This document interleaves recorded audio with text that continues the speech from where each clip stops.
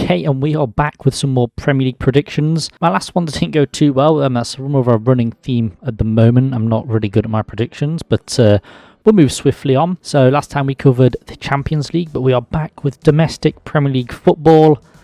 I'm going to start off with the Saturday fixtures and Brentford versus Liverpool. The Bees host Liverpool at their community stadium as both sides look to build on their wins and start a run of victories. Brentford are coming off the back of a victory in the West Midlands as they handily defeated Wolves, although it wasn't a domination job you might have expected. Liverpool are also coming off the back of a win as they saw off Burnley at Anfield, and that was in quite dominant fashion as well. This result keeps their title run on track after the wobble the week prior and, keeps them ahead of the Vultures chasing them. The teams chasing them. This is a Brentford side that look to be finding their form once again after going through a mid-season slump, with quite a few goal scorers in their midst. Liverpool have been having a good season in general, but could be missing a few important players if injury rumours are to be believed. Despite that though, I'm going to say 2-1 to Liverpool. I am backing Liverpool to take the 3 points back to Merseyside.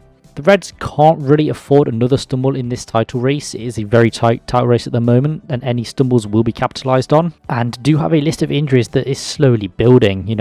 Important players could be missing out, but I think Liverpool have the squad they need to fill those players in. Really, I think they can deal with a couple injuries. There is some good news for Red fans though, as Salah is set to be back for this match. He's back in training and in contention to start here, who will be a massive boon for them as he is their top goal scorer at the moment, and they could do with a couple goals to really put the title race to bed.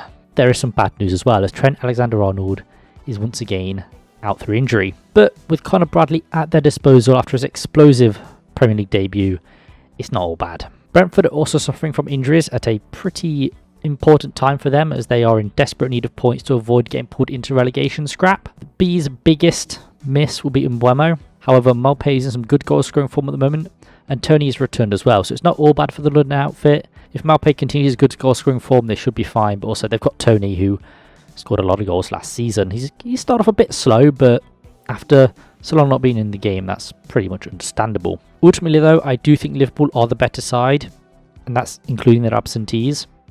They should be able to take the game to Brentford and come out with those important 3 points. It's going to be a tough game in West London, that's for sure, but I back Liverpool to have the squad and have the quality to come out on top. It's also like Thomas Frank's been touted as one of the possible Klopp replacements, so it'll be very interesting to see how that dynamic plays into it. I doubt it'll have a big effect, but just a little tidbit of information there for you. And then we move on to Burnley versus Arsenal. The Clarets host Arsenal at Turf Moor as it to get some more points on the board and give them a good chance at Premier League survival. Arsenal will be looking to keep their winning streak going as they look to keep challenging City and Liverpool for the title, as they sit 2 points behind the Reds. Burnley are coming off the back of their 17th loss of the season as they failed to beat Liverpool, whereas Arsenal have come off a massive domination in the capital as they put 6 past West Ham in their own backyard. With Burnley in a desperate need of points, they'll be looking to get any points they can on the board as soon as possible, but against this Arsenal side in this good run of form, I can't see that happening. I'm going to say 4-0 to Arsenal. I can see Arsenal taking all 3 points back to London. I do see West Ham as the stronger Claret and Blue side, but I don't see Arsenal putting 6 past Burnley like they did the Hammers. Burnley aren't in great form at the moment, drawing 2 of their last 5, which doesn't bode well for their survival aims, but something's telling me at Turf Moor they'll be able to hold firm for less than 6 goals conceded, which is impressive in itself, I think. They've also conceded 50 goals so far this season, which is the second most in the league.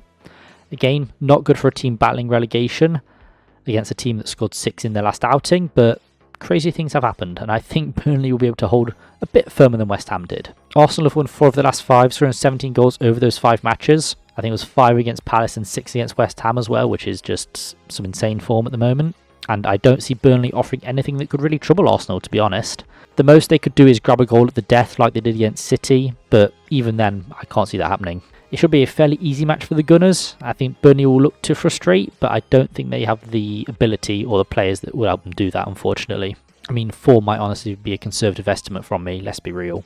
And then we move on to Newcastle United versus Bournemouth. Newcastle United host Bournemouth as they look to start stringing victories together and return to winning ways. Bournemouth's form has taken a dip after the good run they went on, and as such have begun to slip down the league. Newcastle look to have gotten their form back on track as they're coming to the back of a win against Nottingham Forest.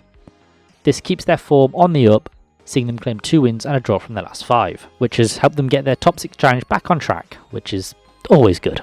especially when you're out of the Champions League. Bournemouth fell to a loss against Fulham, which takes their form to 2 draws from their last 5. Not great form, but they're currently 8 points clear of the relegation zone at the moment, so they don't really need to worry about slipping into a relegation scrap just yet. I don't think they will personally, but it is possible. I'm going to say 2-1 to Newcastle. I do see Newcastle keeping the 3 points on Tyneside. Despite the large amount of injuries they're suffering from, Newcastle have turned their recent form around and have started playing some good football once again. They are limited in the players they can play, but they're working with what they've got, and the results have turned around for them, so fair play. Despite their last result at St James's Park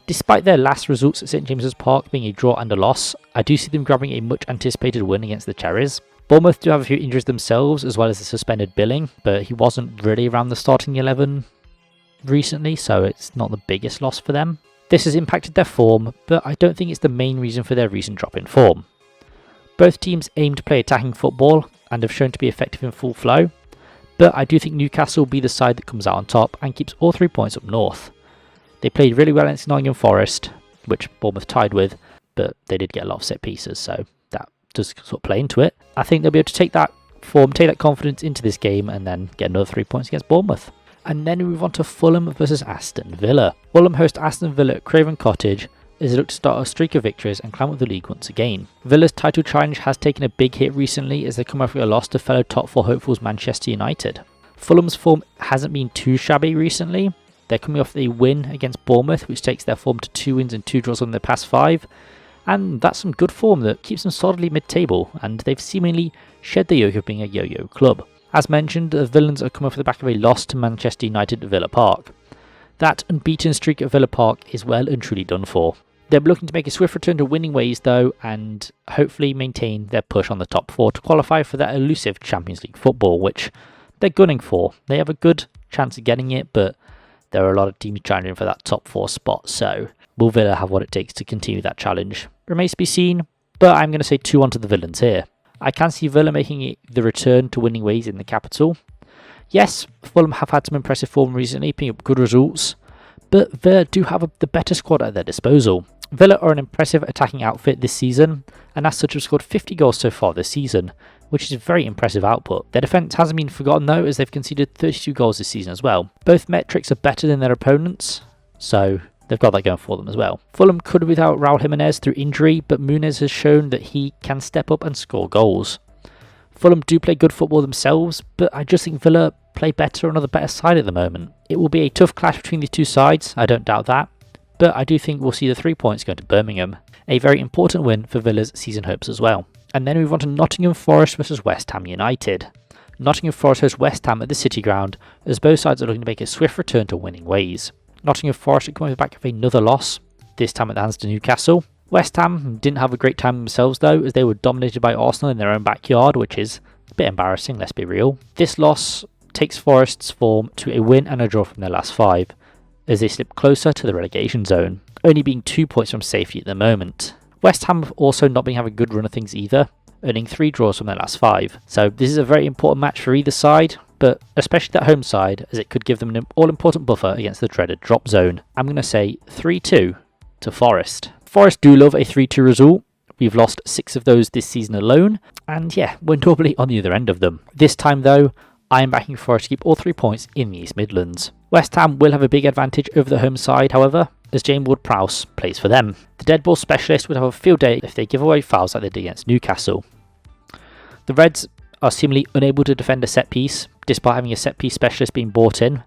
So I don't know what he's doing, but it's not working.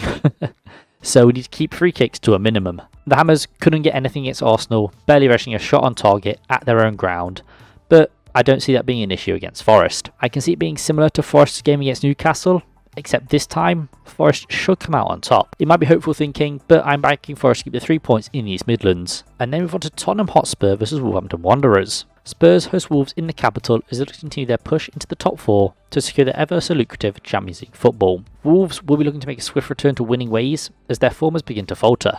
Spurs are coming off the back of a victory against Brighton as they came from behind to keep those 3 points in the capital. Wolves didn't enjoy as good fortunes though, as they failed to beat Brentford at home as well. While they are basically safe from relegation, they'll still be wanting to finish as high as they can in the league to get all-important money. They play well under O'Neill, and I can see them breaking into the top half by the end of the season. I think they're 11th currently, so they're well placed to do it.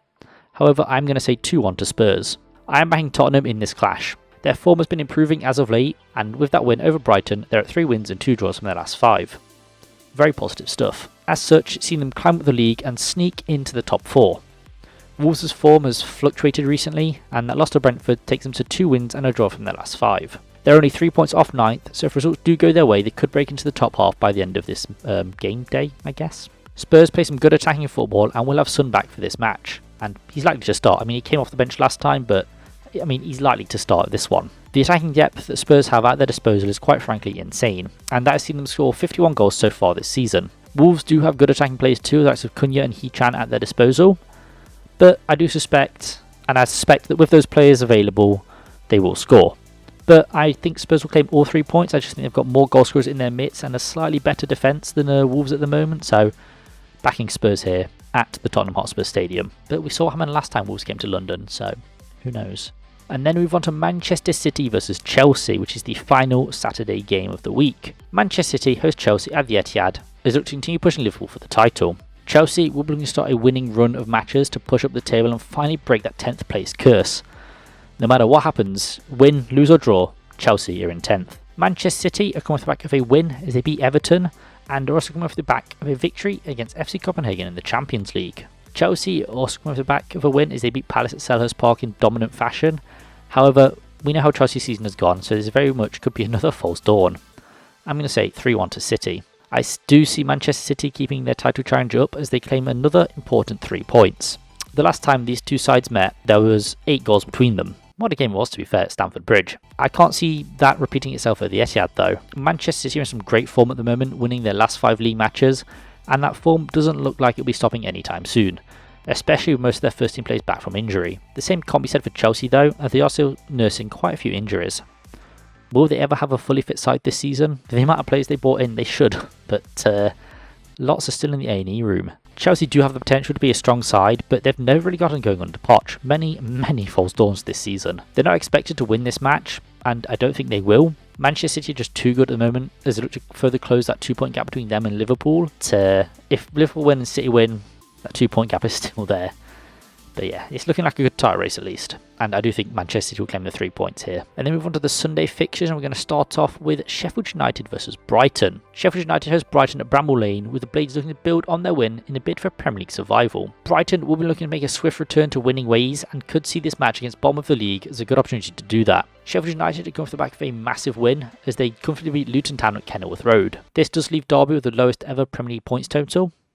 Unlucky lads, but the game's the game. Brighton are coming off the back of a loss as they failed to beat Spurs in North London, so we're looking to put that loss behind them and put some points on the board to get back in that race for a European spot. I'm going to say 2-1 to Brighton. I think that despite each side's respective results last week, Brighton will take the 3 points back to the coast. Sheffield United have looked better in recent matches, with their win against fellow strugglers Luton taking their form to 1 win and a draw from their last 5. It sees them rooted to the bottom of the league, but that's only down to goal difference.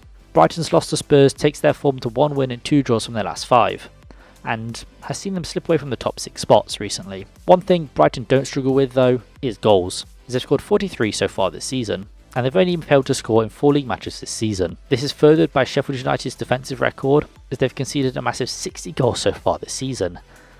Jesus. Their defence has gone a lot better since Wilder came in, so I do see them be able to keep Brighton at bay for the most part and make it tough for the visitors, but I am backing the Seagulls to take all 3 points back to Brighton. They're just a very good attacking outfit at the moment, and despite players like João Pedro being absent, they've still got goal scorers in their midst. It's going to be very tough. And then we move on to Luton Town versus Manchester United. Luton Town host Manchester United at Kenilworth Road as they look to strengthen their case for Premier League survival and move clearer of the relegation zone. Manchester United are coming off the back of a win as they've entered a good run of form at the moment and really getting back into that challenge for the top 4. However, they are 5 points adrift of Villa, who are in 5th. Luton Town have been given a good accounting of themselves recently, but failed to overcome Sheffield United, which has stalled their survival hopes. But luckily for the Hatters, the teams around them failed to win as well, so nothing really changed there. I think Manchester United could be a step too far for Luton though. I'm going to say 3-2 to United. I am backing Manchester United to take all 3 points back to Manchester. However, I do see them struggling to claim the 3 points in Bedfordshire. The last time these two sides played, United ran out 1-0 winners, but Luton put up a good fight at Old Trafford to keep the margins low. Luton have already hosted some of the top sides at Kenilworth Road, and it led to some brilliant games, namely Arsenal and City. I can see Luton stepping up once again and making this clash a tough one for Ten Hag. There's no doubt that Manchester United do have the better side at their disposal, but that can only take you so far. Luton Town will have their home atmosphere behind them, and any team will struggle at Kenilworth Road. We saw that against Arsenal and Manchester City. Despite Luton losing those matches, they played really well and made it tough for those two sides, which are now trending for the title. I do see a similar thing playing out here. However, I am backing Manchester United to take all 3 points back to Manchester. But they do like to struggle against these quote-unquote smaller teams. I mean, we saw it in the FA Cup. Newport County scored twice. So I think Luton can manage it as well, especially with Premier League quality players at their disposal. And then we move on to the Monday fixture of Everton versus Crystal Palace. Everton host Crystal Palace at Goodison Park as they look to get some points back on the board so they can escape the clutches of the relegation zone. Crystal Palace have not been having a great time this season, and it seems to have only gotten worse. The Eagles fell to another defeat as they slip closer to the relegation zone. Everton, on the other hand, are going off the back of a loss to Manchester City, but they put in a good accounting of themselves and really frustrated the citizens for the most part. That didn't help their survival hopes though, as they got nothing from the match. Crystal Palace are coming off the back of a loss to fellow London side Chelsea as they were dominated in their own backyard, which again is quite embarrassing. This is a good match for either side to get some really important points back on the board, but I'm backing Everton with 1-0. I can see Everton grabbing a very important 3 points here. These are both sides who have not been enjoying good seasons. Everton in the relegation zone and Palace at risk of being dragged into it. But at Goodison Park, I see Everton being able to claim those all-important 3 points. Palace have not shown much in the way of attacking threat recently, and I can't see them breaking down Everton. The Eagles will be without Eze and Elise, which only further neuters their attacking potential. Palace have only scored 1 more goal than their opponents in the league this season, but have also conceded 11 more as well. Both teams are also not experiencing good form either, with Palace on 2 wins from their last 5, while Everton are on 3 draws from their last 5. So Palace do slightly edge it, but based on performances, they're not playing well at the moment. Under Hodgson, it's just all fallen apart. I see Everton frustrating this weakened Palace side, and will be claiming the 3 points and climbing out of the relegation zone, as more pressure is piled on not only Palace, but Hodgson as well. And finally, the Tuesday fixture of Manchester City versus Brentford. Man City host Brentford at the Etihad in a game that was rescheduled due to the Club World Cup, which City went on to win. These sides have already met 2 weeks ago in London, where Man City ran out victors thanks to a Foden hat-trick. Despite both sides having matches to play during the weekend, I can't really see those results really affecting this match. As already mentioned, Man City are in their title charge form at the moment, as they look to successfully defend their English crown. And this match is a good indicator of whether they'll be able to do that. I'm going to say 2-1 to City. Brentford have been a side that has caused Manchester City some issues in the past, doing the double over them last season, the only side to do so. But since then, form has dipped, as have performances and players. Brentford have not been in the best form recently, but have started to turn that around as they've been grabbing the occasional win here and there. I can see Brentford scoring a goal as they did a few weeks back, but ultimately I do see City claiming 3 points in Manchester. At the moment, City only have a handful of injuries, while Brentford have their fair few to be fair, and that is very unlikely to change. But injuries do crop up, so it's possible that some players available at this moment in time may not be available come Tuesday. I mean, it's unlikely, but football is a physical sport and players get injured quite a lot, so you never know. City have 2 games in hand over Liverpool, this being one of them, so if they win, they'll go top of the league. Which, this is what I said, you know, it's a very important match for their title challenge and their defence of the crown because, so yeah, if City beat Chelsea and beat Brentford, then they will go top of the league with a game in hand over Liverpool, which really does set a tone for the rest of the season. It's going to be very interesting. It's going to come down to the wire, I suspect, but it's really heating up now. But I do see City claiming all 3 points against Brentford. Okay, so that is where I was supposed to end my Premier League predictions for this week, but there is another game that is a bit up in the air, because if I check on, say, FotMob or even Google, it says this is match week 26, but FPL says it's match week 25. So I'm getting conflicting information there, but just to make things easier for myself, because I'm going on holiday for the weekend, I am literally going to put this Wednesday fixture as part of Game Week 25, makes it easier when I then go to record Game Week 26. So yeah, that's blame FPL. Yeah, we're going to look at this Wednesday fixture of Liverpool versus Luton Town. Liverpool host Luton at Anfield as they look to keep their title charge going and remain on top of the league. Just like City, Liverpool are playing a game this weekend and are hoping that if they get victory against Brentford, then this game will allow them to go top if they beat Luton, obviously after City have played Brentford. This title race is really heating up. It's getting very interesting. Now, it is unlikely that Salah will start both games for the Reds, maybe coming off the bench against Brentford and then a start versus Luton. Not sure he could start both games, you never know. But yeah, it's unlikely that he's going to start both of these games. Luton Town held Liverpool to a draw at Kenilworth Road. Another very impressive performance from them. But Anfield is a very, very different story. I mean, just comparing the two stadiums, it's night and day. I'm going to say 2-0 to Liverpool. I can't see Luton getting anything away at Anfield, but I can't see it being a high-scoring affair either. Luton are going to turn up and make things tough for Liverpool, very similar to how things went at Old Trafford. Again, like United, I do think Liverpool will come out on top. But again, I don't think it'll be a domination job. I think Luton will make it tough. They'll turn up at the massive stadium that is Anfield and they'll put on a good show. I mean, I think they got their first win of the season away from home. I think it was at Goodison Park, if I'm not mistaken. So, they've already done something on Merseyside. But I think beating Liverpool at Anfield is just a step too far for them at the moment. But you never know. They could go and shock us. They'll put up a good performance, but ultimately Liverpool should claim all 3 points and then go top of the league once again. Or if Man City or Arsenal drop points, then extend their lead a bit further. Either way, we should end the game week with Liverpool at the top of the league. But put a little asterisk there because this could be match week 26. I really don't know, but it makes it easier for me. Yeah, back to the original recording. I've been O2GT. I hope you have enjoyed this video. Please leave any predictions you may have down in the comments below. And I do want to say big up to Art of Football. I won this on a little Twitter giveaway they did, and it's phenomenal. You've seen me wearing the hoodie and the jumper, the sweatshirt. It's so good. Hope you guys have a brilliant rest of your day, and I'll see you guys in the next one. Peace.